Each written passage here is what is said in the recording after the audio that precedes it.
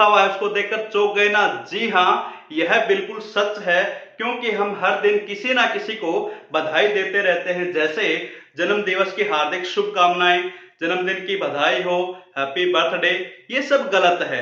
और ऐसी गलतियां करने के लिए मैं या हम सब हिंदी वाले अग्रिम पंक्ति में खड़े हैं, क्योंकि हम भी ऐसे ही बोलते हैं। जैसे हिंदी दिवस की हार्दिक शुभकामनाएं, विश्व हिंदी दिवस की बधाई हो, इसके अलावा और भी बहुत सारी शुभकामनाएं हैं, जैसे स्वतंत्रता दिवस की हार्दिक शुभकामनाएं, हैप्पी रिपब्लिक डे। ये व्याकरणिक दृष्टि से गलत है। मैंने एक अध्ययन के माध्यम से पता लगाया है कि सही क्या है।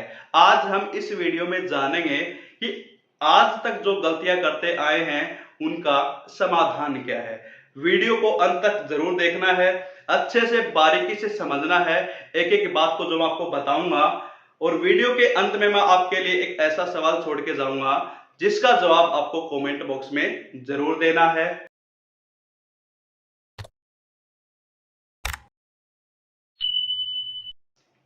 नमस्कार, मैं डॉक्टर कुलदीप एक बार फिर से आपका हार्दिक स्वागत करता हूं अपने YouTube परिवार में। आइए अब हम शुरू करते हैं।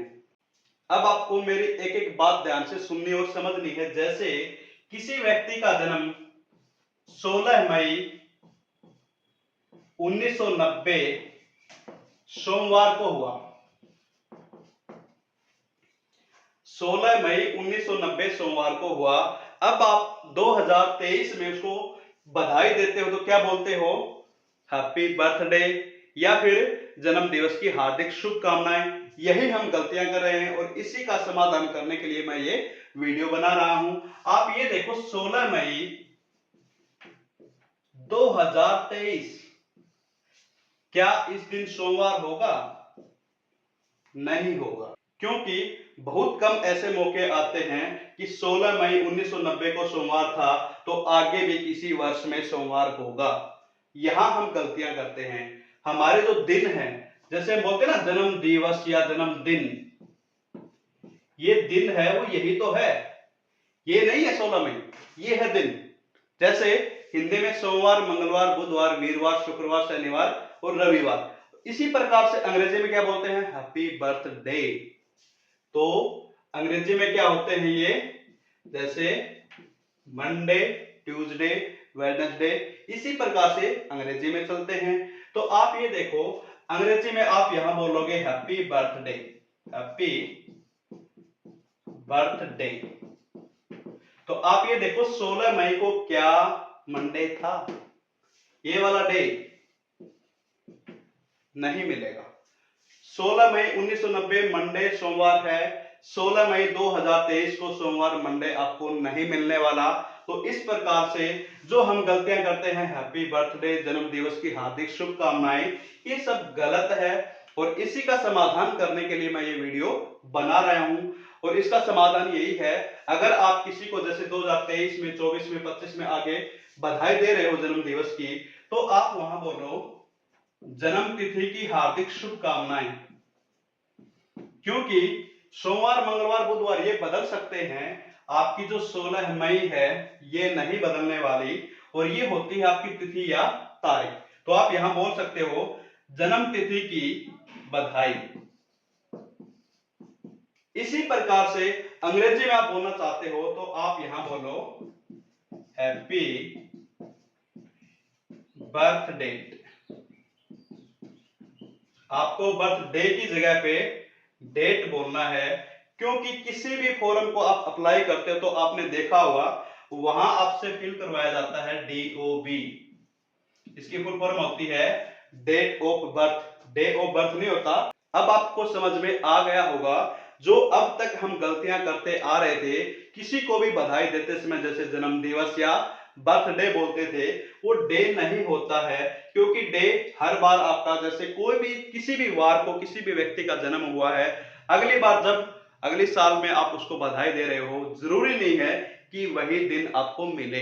क्योंकि दिन होते हैं, ये सप्ताह में जो दिन होते हैं ना, सोमवार, मंगलवार, बुधवार, मंडे, वेडनेसडे, ये वाले, तो ये क्या आपके दिन है और ये आपकी डेट या तारीख, जिसको हम तिथि कहते हैं। ठीक है, तो इस प्रकार से ये आपको समझ में आ गया होगा। बहुत सारी जो बिल्कुल फिक्स डेट होती हैं, उनके लिए आप कभी भी इस प्रकार से बधाई मत देना। जैसे स्वतंत्रता दिवस की हार्दिक शुभकामना, दिवस नहीं है वो वहां पे क्या है, स्वतंत्रता की तिथि थी, वो दिवस नहीं है 15 अगस्त। इसके अलावा रिपब्लिक डे बोलते हैं हम, 26 जनवरी, ये भी तारीख है। किसी का भी जन्मदिन हो, कोई भी फिक्स डेट हो, उसके लिए आप डे नहीं बोलोगे, डेट ही बोलोगे। अंग्रेजी में बोलना हो तो हैप्पी बर्थडे इस प्रकार से बोल सकते हो। हिंदी में जन्मदिन की जगह पे आपको जन्म तिथि बोलना है। तो आपको अच्छे से समझ में आ गया होगा। आशा करता हूं आपको ये सब कुछ समझ में आ गया होगा।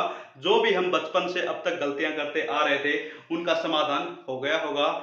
और अब मैं आपके लिए एक ऐसा सवाल छोड़ के जा रहा हूं जिसका जवाब आपको कमेंट बॉक्स में जरूर देना है। जो आपको सवाल नजर आएगा वो इतना आसान है नहीं, ध्यान से पढ़ना है फिर उसका जवाब देना है। तो देखो, ये है वो सवाल आपका।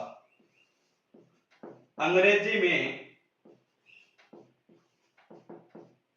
कितने अल्फाबेट होते हैं?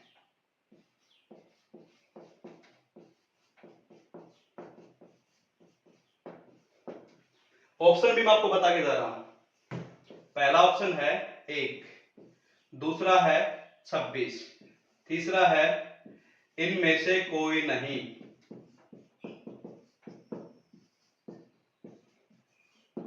और चौथा ऑप्शन है उपयुक्त दोनों। अंग्रेजी में कितने अल्फाबेट होते हैं? ऑप्शन आपके 1, 26, इनमें से कोई नहीं, या फिर उपयुक्त दोनों। इसका जवाब आप जरूर कमेंट बॉक्स में देना। आज का ये जो टॉपिक था यही खत्म होता है। धन्यवाद। जय हिंद, जय भारत।